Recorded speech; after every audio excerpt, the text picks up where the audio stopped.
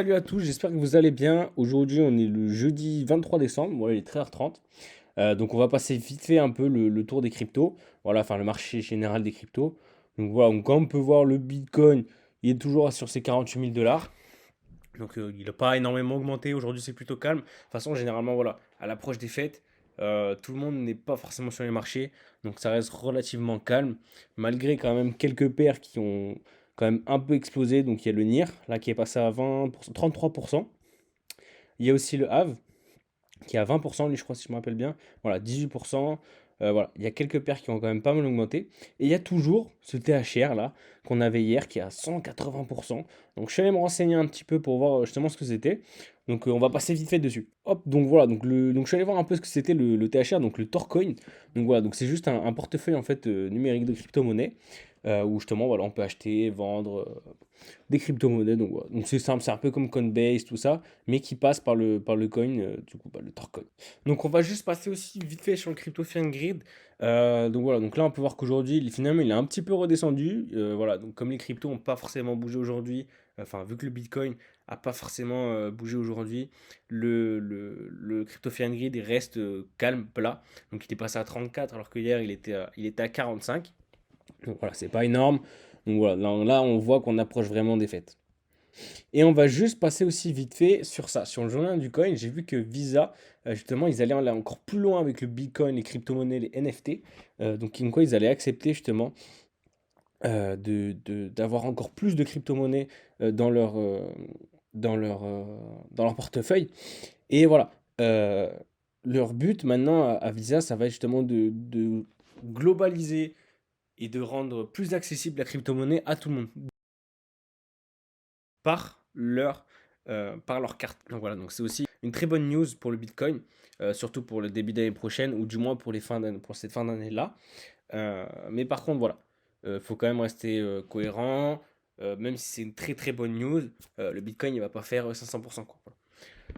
Donc on reste quand même calme, mais on prend en compte que voilà, le Visa, qui est quand même une grosse plateforme de carte bancaire, euh, va justement mettre en place ce système de crypto-monnaie dans leur carte.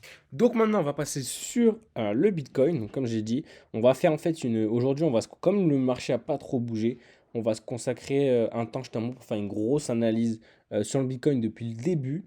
Voilà, donc là, je vais enlever mon graphique, je vais prendre un qui est vierge pour faire justement une analyse complète pour que vous voyez comment moi j'analyse et comment est-ce que ça peut vous servir à vous justement. Et qu'est-ce qu'on peut prévoir pour le futur. Donc, on a un Bitcoin qui était voilà, aux alentours des 8 000. Et après, bah, comme on le sait tous, à partir de l'année dernière, en début d'année, ça a commencé à exploser. Voilà. Donc là, par contre, depuis le début d'année 2021, voilà, ça prend quand même une énorme hausse, mais ça corrige. Mais ça corrige fort aussi, voilà. Donc, parce qu'il y a eu le Covid, parce que voilà, il faut que ça corrige, enfin voilà, etc. Il y a plein de raisons qui ont fait que ça n'a pas continué d'exploser au plus haut. Donc on va commencer à hop, analyser directement tout ça. Donc la base, donc moi ce que je fais déjà en tout début, hop, je regarde aucun indice, je regarde rien du tout, c'est que je place déjà mes résistances et mes supports. Donc la résistance c'est quoi? Donc là on a ça. Le cours ça a suivi son cours. Je place mes résistances, sachant que une résistance c'est en haut. Donc moi mes résistances, hop, elles sont en vert, hop, et les supports, hop, ils sont en rouge. Voilà. Donc, donc la résistance, justement, donc c'est un endroit, enfin c'est un moment où en fait le cours, il va faire son fil, il va suivre son fil, il va venir, hop, il va rebondir, et il va peut-être rebondir, hop, il va partir, il va venir toucher peut-être ici, hop, il va repartir, il va revenir toucher. Et en fait cette zone-là, c'est une zone sur laquelle on a beaucoup de rebonds, donc c'est une zone de résistance, de support, pardon, parce qu'elle est en dessous, et en haut, c'est une zone de résistance. Et donc c'est pareil. Là, mettons que le cours il termine, hop, et là il repart. Il casse la résistance, il passe au-dessus, il rebondit, et il fait comme ça, hop. Et bah du coup, cette résistance devient un support. Hop. Pour créer par la suite, voilà, pour créer par la suite, et ben de nouvelles résistances et de nouveaux supports, etc., etc. Donc voilà. Donc ça, c'est les résistances et les supports, grossièrement dit. Donc moi, dans un premier temps, je prends mes traits. Hop, voilà, donc j'ai mes lignes droites. Hop, donc voilà. Donc là, je vois les points les plus bas. Hop, voilà, je trace les plus hauts qui ont été faits. Hop, voilà. Donc je vous ai affiché directement le graphique avec tous les traits, parce que le temps que je le fasse, ça va prendre 15 ans. Hop, donc là, maintenant que j'ai tous mes traits, je vais placer mes résistances principales. Voilà. Donc mes résistances et mes supports. Donc là, ce que j'ai... Hop, là j'ai les supports. Hop, donc on va placer les supports. Donc là, j'ai une touche, deux touches, presque 3, 4, 5, 6. Donc là, il y a quand même une énorme résistance, ok? Support, autant pour moi. Là, pareil, sur ce niveau-là, hop, si je prends là, on a une touche, deux touches, trois touches, quatre touches, cinq touches. Donc là, on a aussi une grosse zone, hop, de rebond. Hop, donc on prend ça comme ça, hop, voilà. Donc pour l'instant, on s'en fiche juste de la couleur, on les changera après. On verra là, juste on les place. Bon, voilà. Pour l'instant, juste on les met. Ensuite, ces lignes-là, je vais les enlever parce qu'elles sont pas pertinentes. Là non plus. Là non plus. Et je vais juste garder celle-là parce que c'est la dernière ATH. Ok, donc là, j'ai placé mes supports et mes résistances. Donc on va juste changer les bons. Hop, résistance, voilà. Donc voilà, là j'ai placé mes supports et mes résistances et mon ancien ATH. Ok. Donc là j'ai tout placé. Donc il faut savoir que là je suis en daily. Ok. Donc chaque bougie est égale à un jour. Donc je vais peut-être même le mettre en weekly. Mince. Peut-être le mettre en weekly. Voilà. Comme ça c'est un peu plus clair. Voilà pour. Donc là une bougie égale une semaine. Ok. Donc là je suis comme ça. Hop. Voilà. Donc ça c'est l'économie. Ok. J'ai mon support, ma résistance. Parce que le cours, il est là. Donc ça, c'est une résistance. Et ça, c'est un support. Le cours aurait été ici. Ça aurait été la résistance, une résistance et un support. On est là. OK. Maintenant, moi, ce que je fais juste après, c'est je vois les figures que j'ai dans le chartisme. Voilà, si je peux avoir des figures, ou du moins des supports, des trendlines qui me permettent de faire des supports. Donc là, par exemple, hop, ici, voilà, les deux plus hauts. Donc là, il y a eu un plus haut qui a ensuite fait un nouveau plus haut.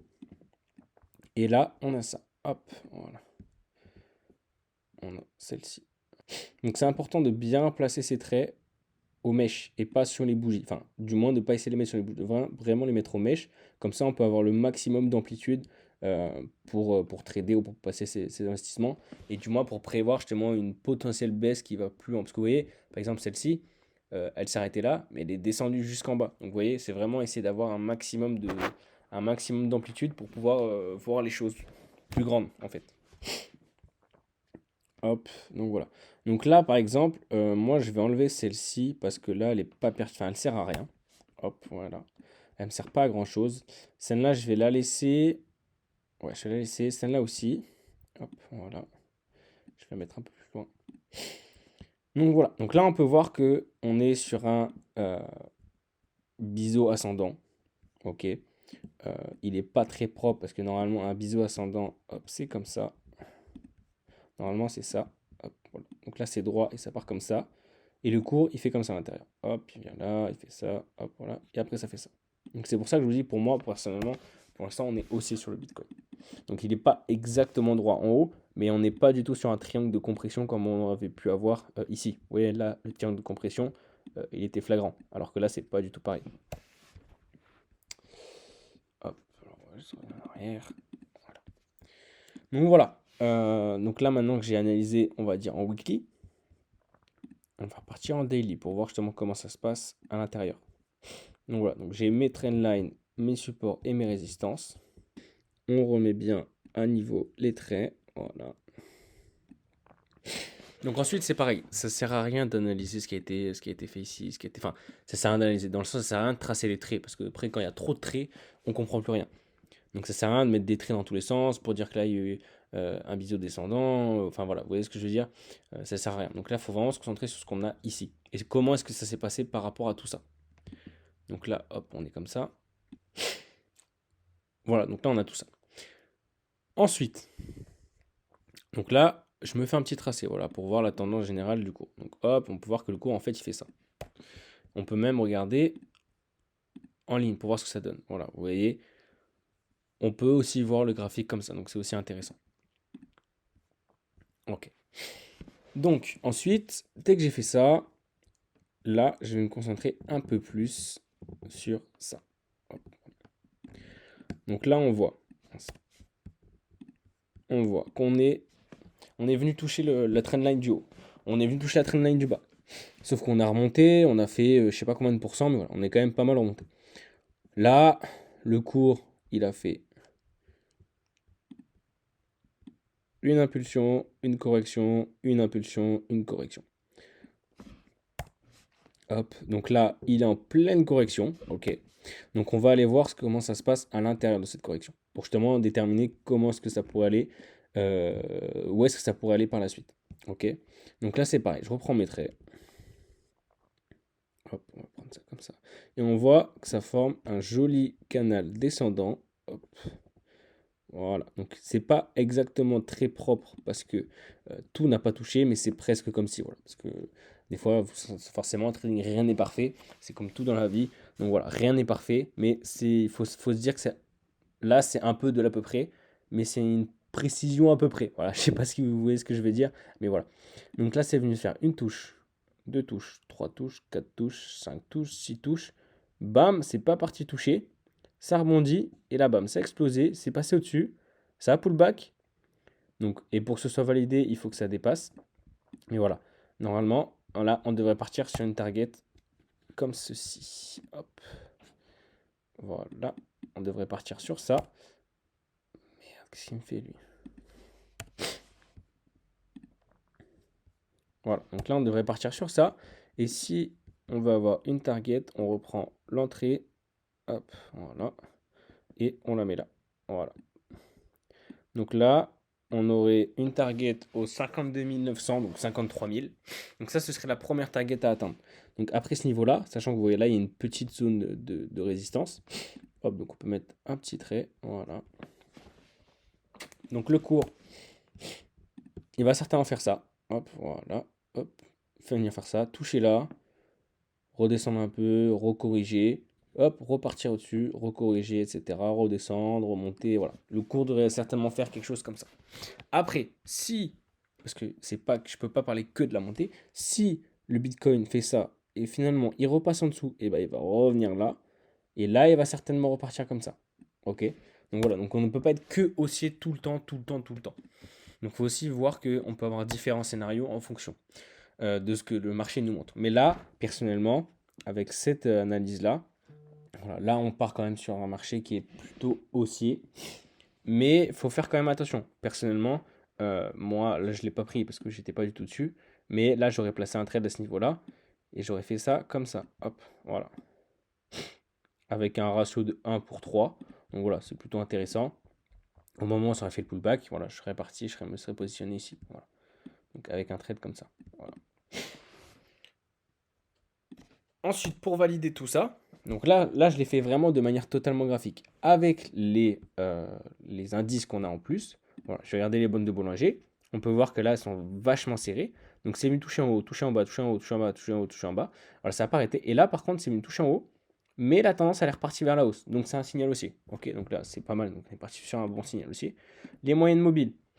Il est rentré dans les moyennes, sachant qu'elles étaient baissières, vu qu'on est en 4 heures. Elles étaient baissières, mais ça repassait au-dessus, ça a rebondi, et ça accroche aussi la moyenne de 20, elle accroche la moyenne de 50. Donc voilà, donc ça peut être un signal haussier, mais ça reste assez vague, celle-ci, enfin cet indice-là. Donc on reste quand même tout de même un petit peu haussier. Les volumes, pour l'instant les volumes ils sont baissiers, donc ça montre que voilà, il n'y a pas trop pour l'instant il y a pas trop d'acheteurs en ce moment. Donc comme je vous disais, ça se voit que c'est les vacances et qu'on est bientôt aux fêtes, on arrive bientôt sur les fêtes. Et après, par contre, quand on regarde les volumes profile, là par contre, on est sur des volumes, enfin on est dans un endroit où il y a quand même plus de volume, ok. Donc là, surtout à ce niveau-là, il y a quand même pas mal de volume, donc pile sur le niveau sur lequel on est. Donc c'est pas compliqué. Soit on va arriver à casser comme je dis, on va faire ça. Hop, et là on va corriger parce qu'on va buter sur un endroit où il y a aussi beaucoup de volume. On va peut-être redescendre, revenir chercher et repartir. Ok, donc ça c'est une possibilité. Donc de toute façon, tout peut être possible. Mais par contre, si on n'arrive pas à passer ça, et là on va venir, comme je vous dis, on n'arrive pas à passer à la hausse, on va descendre, on va venir ici, on va peut-être buter là, continuer de ranger, et après les fêtes, bam, on va peut-être exploser. Peut-être. Comme on peut descendre. Voilà. Donc maintenant, on va juste. Donc c'est voilà. Donc là, on reste quand même aussi pas mal haussier. Voilà, sur des signaux pas mal haussiers. On regarde maintenant le MACD. Donc le MACD en 4 heures. Là, il a cross bearish. Ok. Donc là, c'est pas très bon, on va dire. Ok, donc là, par contre, on va passer sur le MACD. Donc il est un peu bearish quand même. Ok, là, il a cross bearish. Par contre, ce qui est pas trop déconnant et pas trop dérangeant, c'est que vous voyez juste avant, il a fait quand même des petits signaux baissiers. Ça n'a pas été des énormes signaux haussiers comme on a eu juste là. Donc à part celui-ci, mais sinon c'était relativement plat. C'était pas énorme, c'était pas des gros volumes. Donc c'est pour ça que même si ça cross bearish ici, je pense pas qu'en un jour, vous voyez, en un jour, ça a cross bearish, donc cross bullish pardon. Donc vous voyez, même si en 4 heures ça c'est bearish, en journalier, en un jour, c'est quand même déjà plus significatif et plus significatif et plus rationnel, on va dire, de regarder ça en un jour. Donc voilà, donc là on reste quand même aussi au niveau du MACD. Bon, je vais rester en 4 heures pour qu'on voit bien en fait le... Non, pardon, je vais rester en daily pour qu'on voit bien la tendance générale sur le moyen long terme. Et sur le RSI, hop, alors pareil sur le RSI, on peut voir, mince, hop, on peut voir aussi des lignes, enfin des résistances. Vous voyez là ici, ça a buté quasiment sur la même ligne ici. Donc là, ça veut dire qu'il y avait un bon niveau de résistance. Donc quand ça vient là, ça rebondit à la hausse. Par contre là, on voit qu'on est passé juste en dessous, mais qu'on est remonté. Donc c'est un signal qui est aussi pas mal haussier, donc qui est très intéressant à ce niveau-là. Hop, voilà.